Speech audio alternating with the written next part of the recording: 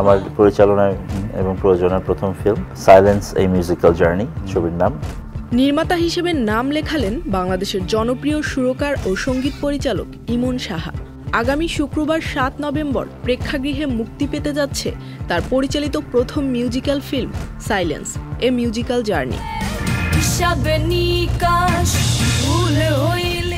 গ্রামের এক বাউল পরিবারের মেয়ের সঙ্গীত যাত্রা ঘিরে এগিয়েছে সিনেমার গল্প।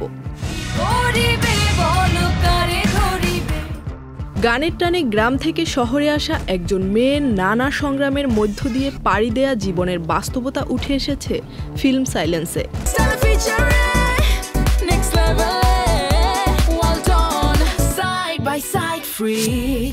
গল্পে দেখা যায় শহরের আলো ঝলমলে জগতে প্রবেশ করার পর কিভাবে হারিয়ে ফেলেন নিজের সহজ সরল গানের সত্তা।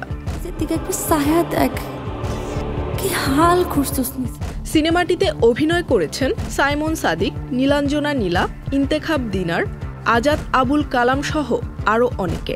এই ক্যারেক্টারটা অনেক ডিফারেন্ট ছিল আমার জন্য এবং এটা করতে করতে অনেক কিছু শিখেছিও।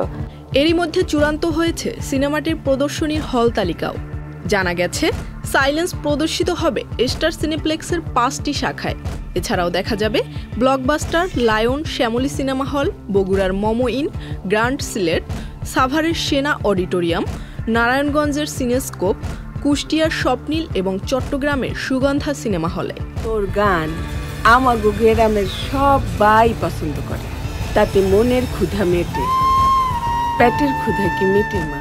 Zerin Sumi, channel I.